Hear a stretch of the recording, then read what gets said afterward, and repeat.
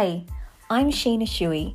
I'm a registered social worker and host of the 4Q podcast. I'm passionate about normalising, not pathologising life, and that's not easy.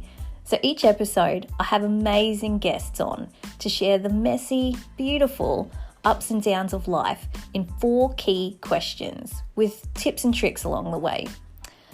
There are moments in life where you can embrace your story and understand that it's okay not to feel okay sometimes. So let's get into it. This is the 4Q podcast.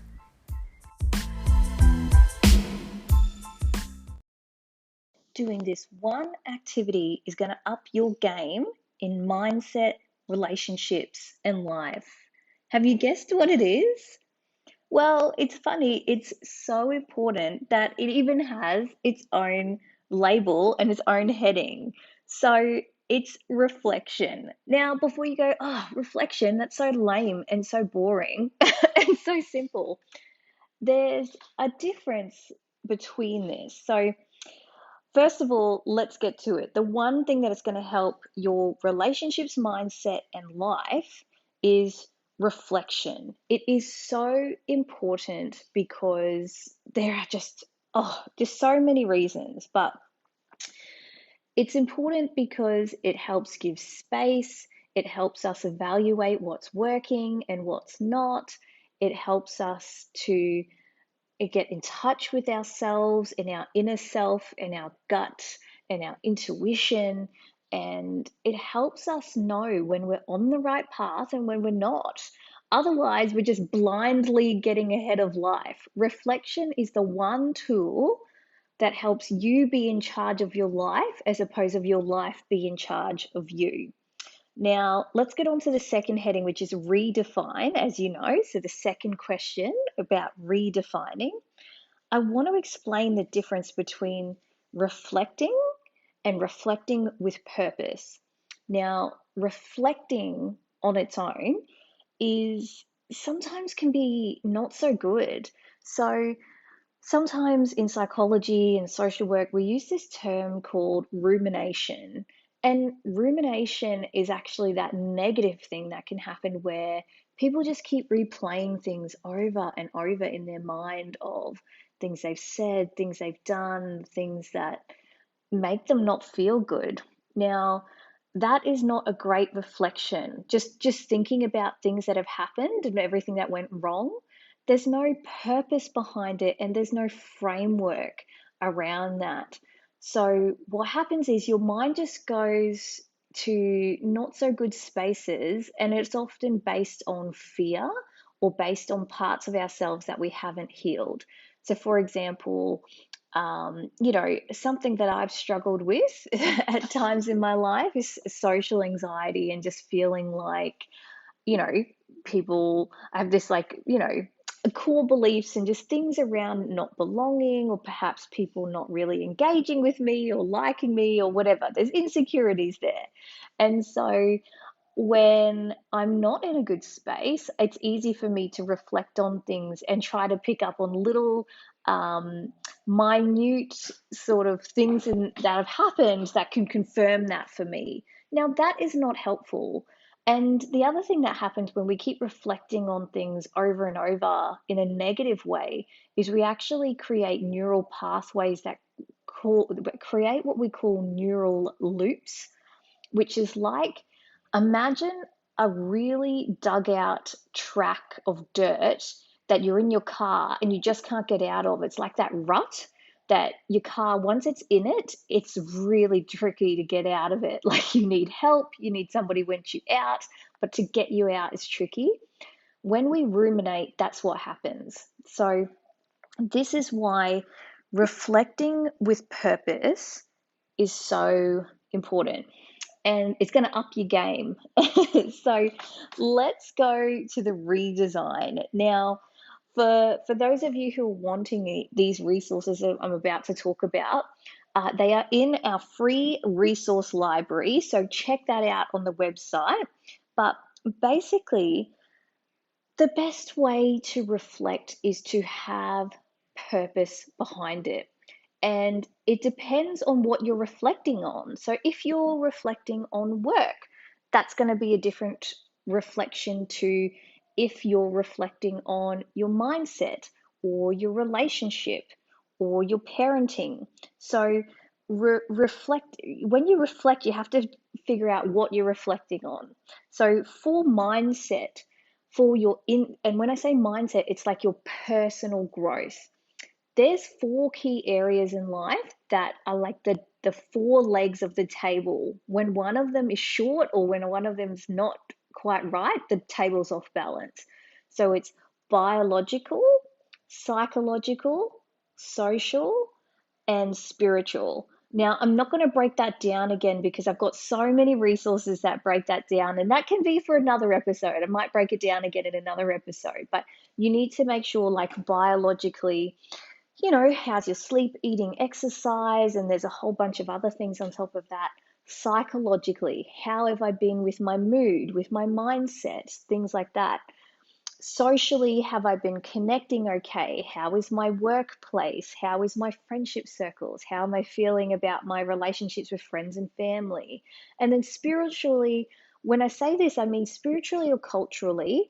And I also mean things more than just, your religion or anything like that. It's like, what rituals do you have? How are you connecting with nature? What are your beliefs about yourself and about life and about the world? And are you living in alignment with those beliefs? Are you living in a way that you feel serves your higher purpose and your beliefs? So it's really intentional.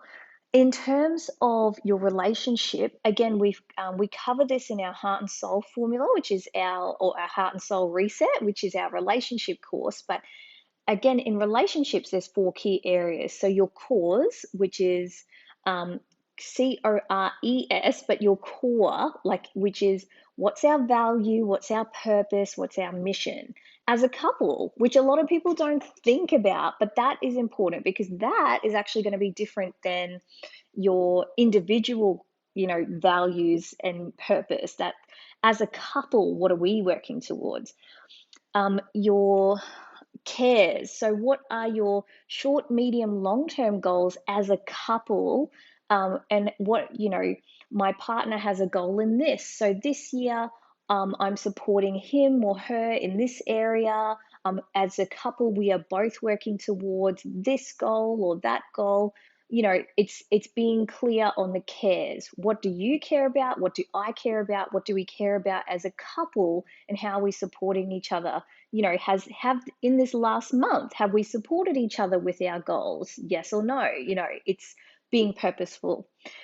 Consummation and communication as well. So obviously communication is over the last month. How have we been communicating? Have we been showing each other our love languages?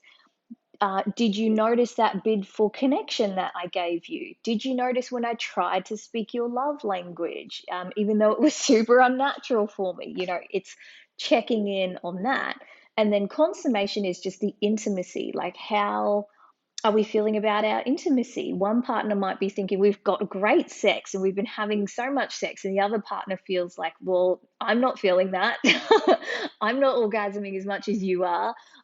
The frequency could be more for me. So it's just finding that balance. And then in parenting as well, again, it's just reflecting on, like, how do we feel we're going? Do we feel that the kids are connected to us?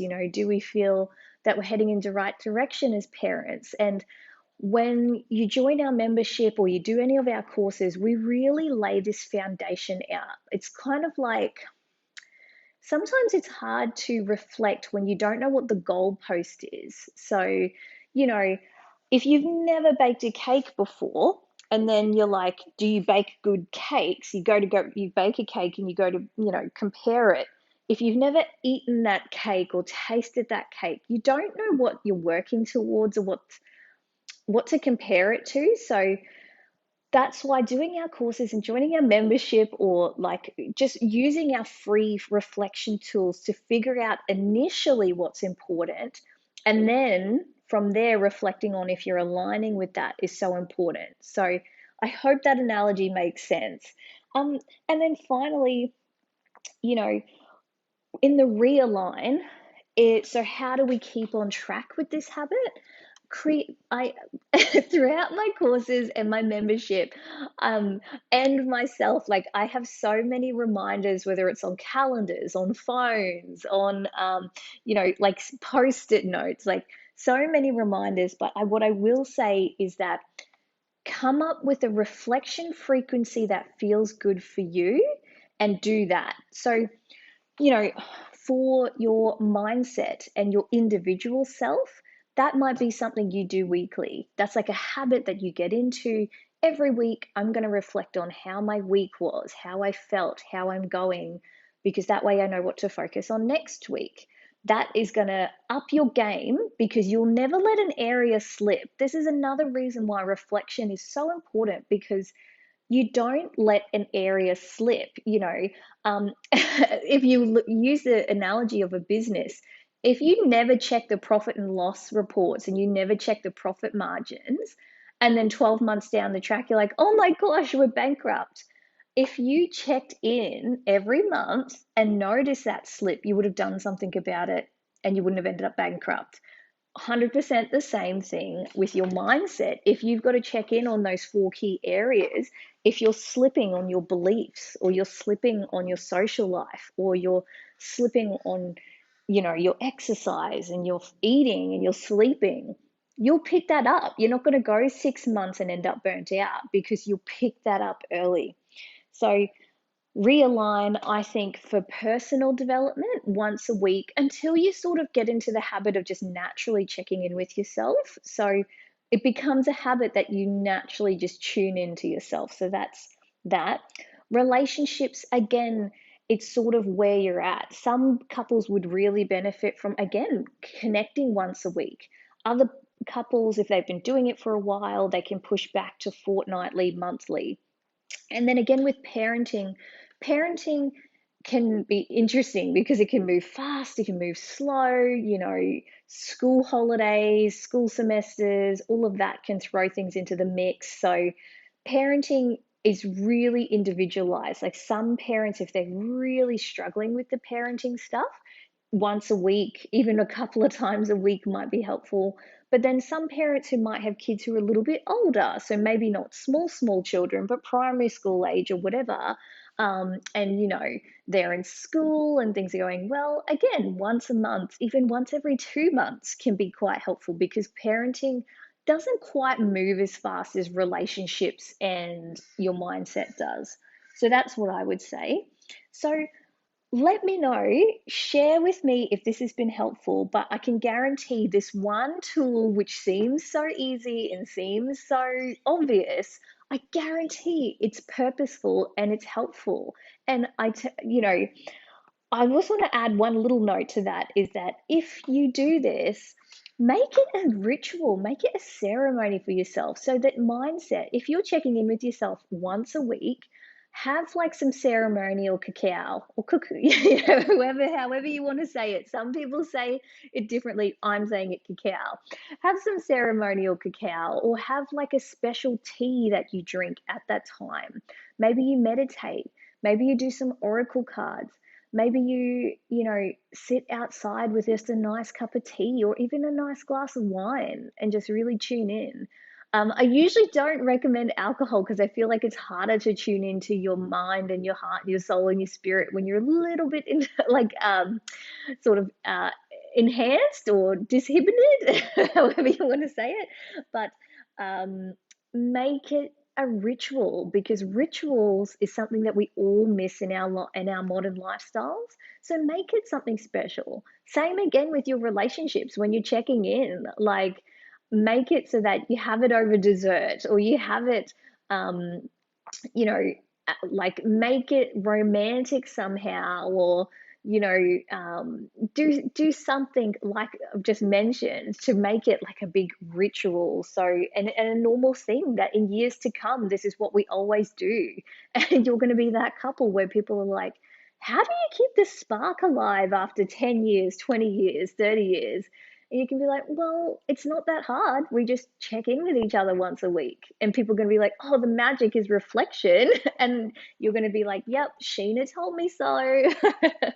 Anyway, I hope you get a lot out of it. I know you're going to up your game next year. This is going to help you. Good luck with all your intention setting and goal setting and letting go of the year that was and moving into the year that's about to begin. It's special. Lead with love, lead from the heart, reflect on fear that you need to let go of and unhelpful beliefs. And I will see you in the new year. And for those who are listening to this later, don't care if it's a new year, not a new year, new month, new day, whatever. This is always, everything I said in this podcast is so relevant for every day. All right. Have a wonderful evening, day, night, morning, wherever you are. And I will see you next time. Bye.